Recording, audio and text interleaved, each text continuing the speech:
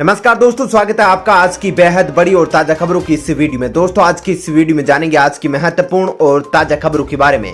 तो दोस्तों वीडियो में आगे बढ़े उससे पहले आपसे एक छोटी सी विनती करना चाहते हैं कि इस वीडियो को लाइक और शेयर जरूर कर दीजिएगा, साथ ही हमारे चैनल को भी सब्सक्राइब जरूर कर लीजिएगा। वहीं पर दोस्तों वीडियो में आगे बढ़े उससे पहले आपके जनरल नॉलेज में वर्दी के लिए आपसे एक प्रश्न पूछना चाहते हैं। आज आपको कमेंट करके बताना है कि वर्तमान में भारत के विदेश मंत्री कौन है। जी हाँ, कमेंट करके उनका नाम जरूर बताइएगा।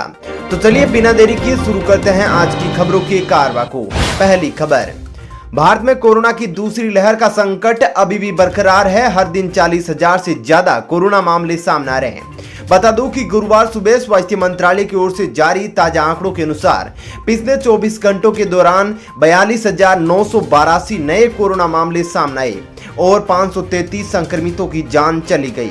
केरल में बीते दिन सबसे ज्यादा 22,414 नए मामले सामने आए। हालांकि देश भर में पिछले 24 घंटों के दौरान 41,726 लोग कोरोना से ठीक भी हुए हैं।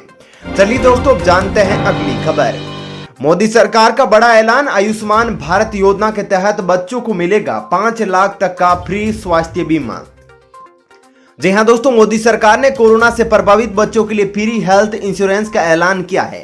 केंद्रीय मंत्री अनुराग ठाकुर ने इसकी जानकारी ट्वीट कर साझा की।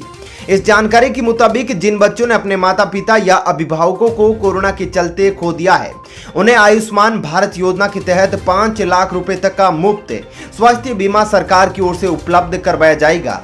इस बीमे का प्रीमियम पीएम केयर से भरा जाएगा। इन बच्चों की स्वास्थ्य की देखभाल को ध्यान में रखते हुए सरकार ने इस योजना की घोषणा की है, जिसके तहत बच्चों को 18 साल की उम्र तक मुफ्त इलाज मिलेगा। चलिए दोस्तों जानते हैं अगली खबर। अब ट्रैफिक पुलिस आपकी कार गाड़ी नहीं कर सकेगी चेक, नया आदेश जारी। जी हां दोस्तों, सर्कुलर में कहा गया है कि ट्रैफिक पुलिस वाले गाड़ियों की चेकिंग नहीं करेंगे। खासतौर पर जहां चेक नाका हो, वो सिर्फ ट्रैफिक की मॉनिटरिंग करेंगे और इस पर फोकस करेंगे कि ट्रैफिक सामान्य रूप से चले। वो किसी गाड़ी को तभी रोकेंगे जब उससे ट्रैफिक की रफ्तार पर कोई फर्क पड़ रहा हो। उन्हें वाहनों की किसी भी तरह की जांच में शामिल नहीं होना चाहिए। यातायात पुलिस और स्वास्थ्य पुलिस कर्मियों की ओर से संयुक्त नाकाबंदी के दौरान यातायात पुलिस केवल यातायात उल्लंघन के खिलाफ कार्रवाई करेगी और वाहनों की जांच नहीं करेगी। अगर इन निर्देशों का सख्ती से लागू नहीं किया जाता है तो संबंधित यातायात चौकी के वरिष्ठ निरीक्षक को जिम्मेदार ठहराया जाएगा। चलिए दोस्तों जानते हैं अगली खबर।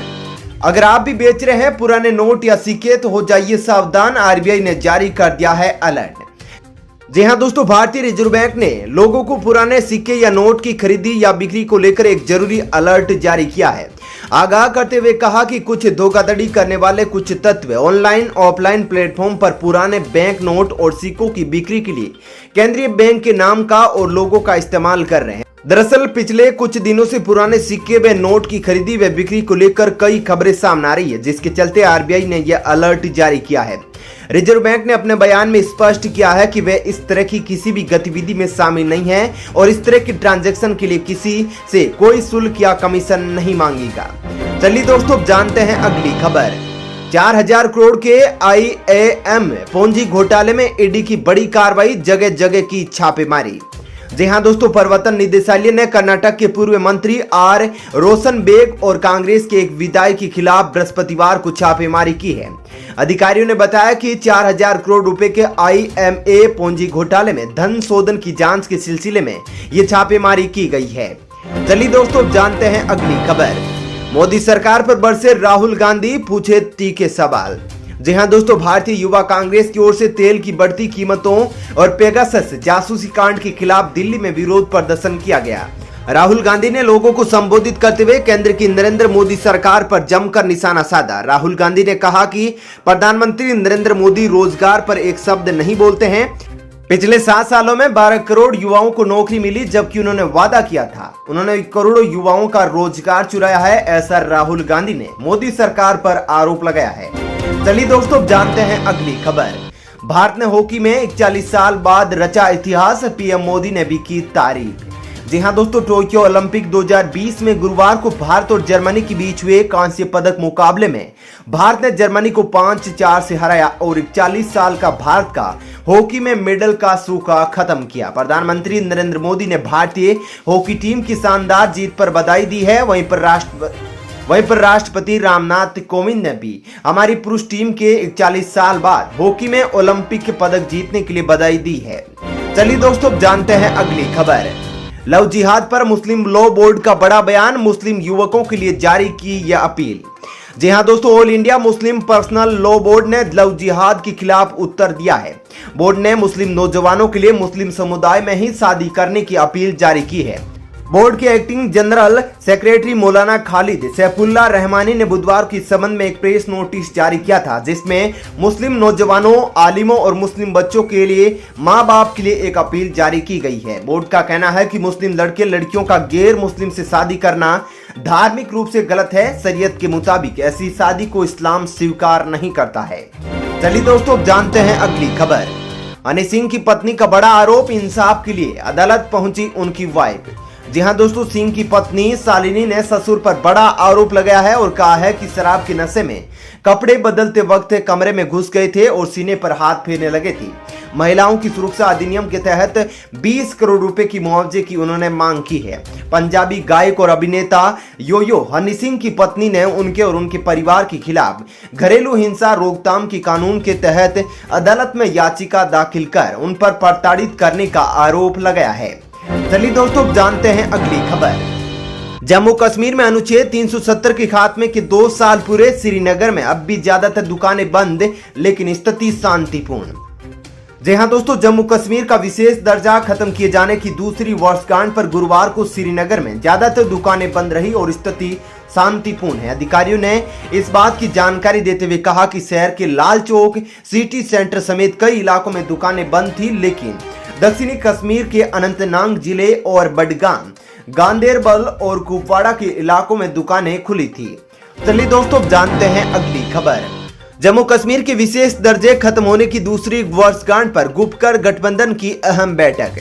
जी हां दोस्तों, जम्मू कश्मीर का विशेष दर्जा खत्म किए जाने की दूसरी वर्षगांठ पर गुरुवार को श्रीनगर में गुपकर घोषणा पत्र गठबंधन की एक बैठक हुई। यह बैठक नेशनल कॉन्फ्रेंस के अध्यक्ष फारूक अब्दुल्ला के आवास पर हुई है। बैठक में गठबंधन के उपाध्यक्ष और पीपुल्स डेमोक्रेटिक पार्टी अध्यक्ष महबूबा मुफ्ती, उसके प्रवक्ता और माकपा नेता MY तारिगामी और आवामी नेशनल कॉन्फ्रेंस के वरिष्ठ उपाध्यक्ष मुजफ्फर शाह शामिल हुए। चलिए दोस्तों, जानते हैं अगली खबर। यूपी, गुजरात सहित बीजेपी शासित राज्यों को दी जा रही है ज्यादा वैक्सीन। ममता ने PM मोदी को पत्र लिखकर की शिकायत। जी हां दोस्तों, पश्चिम बंगाल की CM ममता बनर्जी ने PM नरेंद्र मोदी को पत्र लिखकर वैक्सीन वितरण के मामले में केंद्र सरकार पर भेदभाव का आरोप लगाया है। उन्होंने कहा कि बीजेपी शासित राज्य उत्तर प्रदेश, गुजरात और कर्नाटक आदि में जनसंख्या की तुलना में ज्यादा वैक्सीन दी गई है, जबकि बंगाल को वंचित रखा गया है। उन्होंने बंगाल के साथ भेदभाव का आरोप लगाया है। चलिए दोस्तों, जानते हैं अगली खबर। लगातार मिजाज बदल रहा है मौसम, कई जिलों में ऑरेंज अलर्ट जारी। जी हां, उत्तराखंड में मौसम लगातार बदल रहा है, जिसके चलते मौसम विभाग ने हरिद्वार, उत्तरकाशी, टिहरी, हरिद्वार, पौड़ी और अल्मोड़ा में ऑरेंज अलर्ट जारी किया है। वहीं जानकारी के अनुसार मसूरी में बारिश अब भी जारी है। बारिश की वजह से शहर में घना कोहरा छाया हुआ है। वहीं गुरुवार सुबह यमुनोत्री हाईवे ओजरी डबर कोरट में भूस्खलन की वजह से बंद हो गया। चलिए दोस्तों, जानते हैं अगली खबर। ईडी के नोटिस का फ्लिपकार्ट ने दिया जवाब, जांच में हर तरह सहयोग करेगी कंपनी। जी हां दोस्तों, ईडी के नोटिस पर जांच में सहयोग का भरोसा वॉलमार्ट के स्वामित्व वाली फ्लिपकार्ट ने दिया है।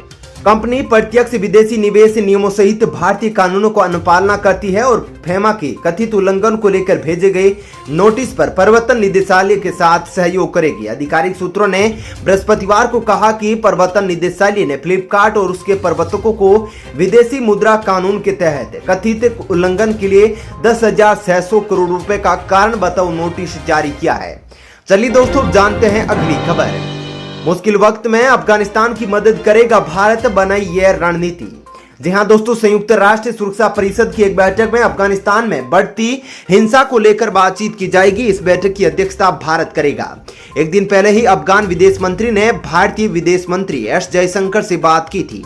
ऐसे में अफगानिस्तान के अंदर तालिबान के बढ़ते खतरों को दुनिया से अवगत कराया जाएगा और एक ठोस कदम उठाने के लिए तालिबान को नस्तो नाबूद करने के लिए रणनीति तैयार करने पर भी चर्चा की जाएगी। चलिए दोस्तों, फिलहाल इस वीडियो में इतना ही। ऐसी ही खबरें देखते रहने के लिए आप हमारे चैनल को सब्सक्राइब कर लीजिएगा। साथ ही इस वीडियो को लाइक और शेयर जरूर कीजिएगा। धन्यवाद। जय हिंद।